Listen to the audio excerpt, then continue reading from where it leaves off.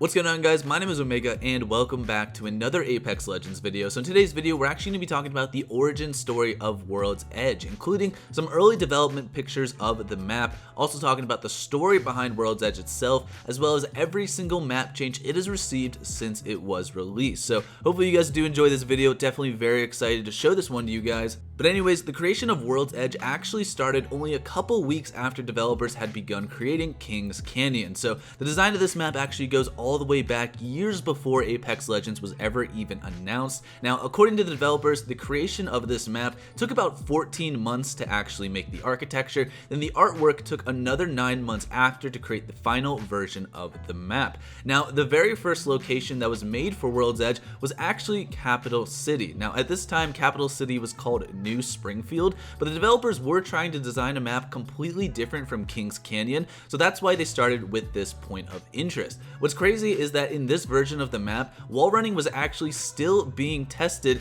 as they were wondering whether it could actually work in Apex coming from Titanfall 2. And in this version of the map, you can even see the train in the top right corner. This is a very low poly edit of the train, definitely one of the very first versions of this part of the map. And then as we go on, the textures kind of get added, starts to look a little bit more like the capital city that we knew back in season 3. They started to add a little bit more snow onto the buildings just to kind of resemble the fact that the ice explosion started to cover all of the buildings in snow. And then finally you have the final version of Capital City, which is basically what we saw back in season 3. Now, this part of the map is actually where the ice explosion actually took place. Again, this is one of the very early stages of this map, and what's actually interesting about this is that this whole concept actually came from a scrapped idea from Titanfall 2. So this started with an idea that wasn't going to work in that game and ended up being a big part of World's Edge. And as you guys can see, they started to add a little bit more, because what happened was with this first image, this area of the map was way too small. They wanted to make it a lot bigger, which is where we got this giant tower that was kind of being covered in snow.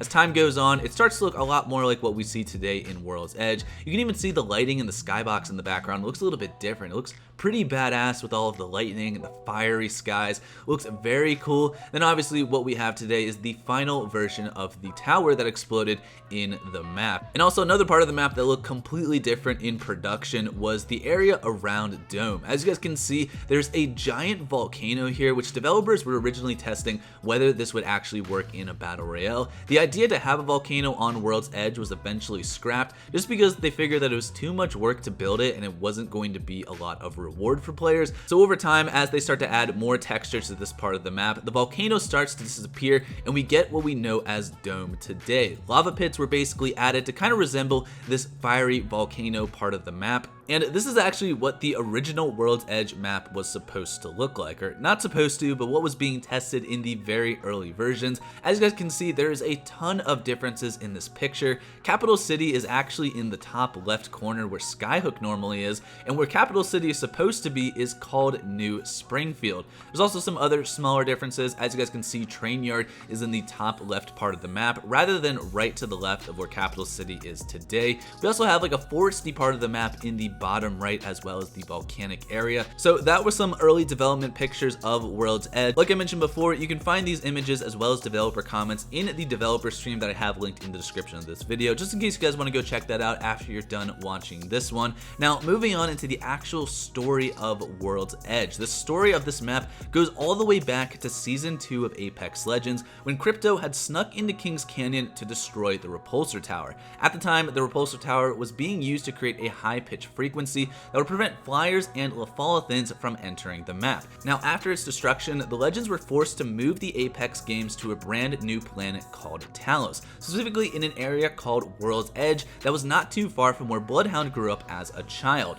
Long before the Legends even arrived at World's Edge, though, Talos was deemed an uninhabitable planet due to the massive amounts of volcanic activity on the map. The Interstellar Mining Corporation, or IMC for short, was one of the first groups to inhabit this planet, as they had discovered a rare mineral compound called Branthium that was located underneath the surface of the planet. This was actually confirmed from Pathfinder's Quest in the book that the IMC was searching for this mineral compound underneath the ground, and the base that they had set up to mine this was originally called New Dawn. Now, for those guys that don't know, Branthium is an energy source that can burn for a very long time, and is what Horizon originally believed would solve the energy crisis in the Outlands. Now, at the time, the IMC had constructed a massive tower, which was actually used to cool the lava underneath the surface of the planet so that Branthium could be extracted and transported. Now, Bloodhound's parents had moved with them to Talos, as they were both IMC engineers whose jobs were to work at the plant. Shortly after this tower was built, an explosion happened which caused the entire surrounding area to freeze completely, which led to World's Edge becoming abandoned once again, while also killing both of Bloodhound's parents. Bloodhound was luckily saved by their uncle Arthur, who at the time grew to despise technology due to the explosion that killed Bloodhound's family.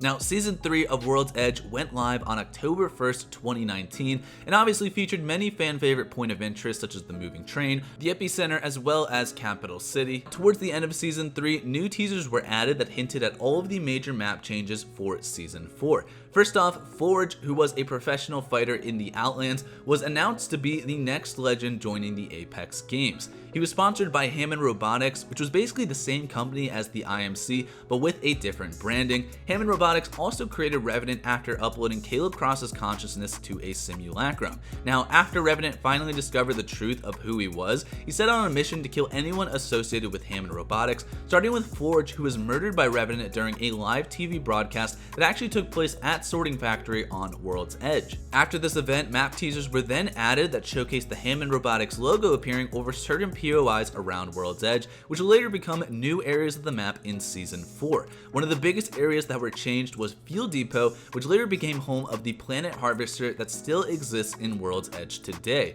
The Planet Harvester was basically a giant machine built to harness and transport energy that was found beneath the surface, including Branthium. However, this caused massive amounts of damage to the surrounding area as it opened up a lava fissure that caused Capital City to split into two sections, those being Fragment West as well as Fragment East. Now, during this time of developing that part of the map, the developers had actually originally caused players to die if they had fallen into this lava fissure. They actually decided to completely change this, where you would only get a little bit of damage and then be pushed back up to the surface, just because they didn't want players avoiding that part of the map due to an unfair death. Some other smaller map changes that were added was the addition of Mirage Voyage, located northwest of Thermal Station, as well as Survey Camp, which became the first location in Apex to actually have weapon racks. Right after these map changes, we also got to experience Bloodhound's story from the Outlands, which gave us some clues about Bloodhound's parents, who were both killed, like I mentioned before, after the initial explosion happened at the cooling towers on World's Edge. This led Bloodhound to get the first town takeover on the map west of Skyhook, which was inspired by the events that took place in their story from the Outlands.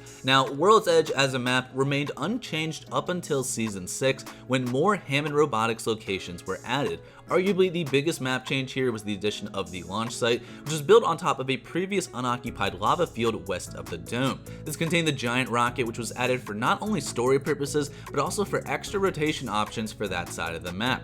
Countdown was also added at this time, which replaced a point of interest previously known as Drill Site. This is also the same time that the Rising Blast Walls were added throughout World's Edge. Staging became another new point of interest that was added north of Thermal Station. This was added to help compensate that side of the map after Mirage Voyage had left World's Edge. The train, unfortunately, was also dismantled and no longer ran throughout the map during Season 6, and we also got smaller passageways that were added to help with rotation around the map, one of the biggest ones at the time being the tunnel that connected Survey Camp to Skyhook. And then at the end of Season 6, we know that the rocket was then used to transport some personnel as well as scientific equipment to Olympus. Mirage had accidentally sent Rampart's entire shop to be loaded onto the rocket, which means they had to chase it down in order to retrieve all of her modding equipment. Luckily, Pathfinder knew how to pilot a dropship at the time, which meant that they could follow the rocket to Olympus. And then, as you guys know, the rocket, which also was called the Arcadia, was then added as a point of interest on the Olympus map. Currently, World's Edge does not have really anything going on at the launch site at this time, but that doesn't mean that it might get changed in the future. So that basically concludes this origin story episode. I'm sure if you guys are watching this in the future, there's probably been plenty more World's Edge map changes. So hopefully you guys did enjoy this video. Hopefully you learned a little bit something about the World's Edge map. Thank you guys so much for watching. Hopefully you enjoyed this series, and I will see you guys all on the next one. Have a great day. Peace out.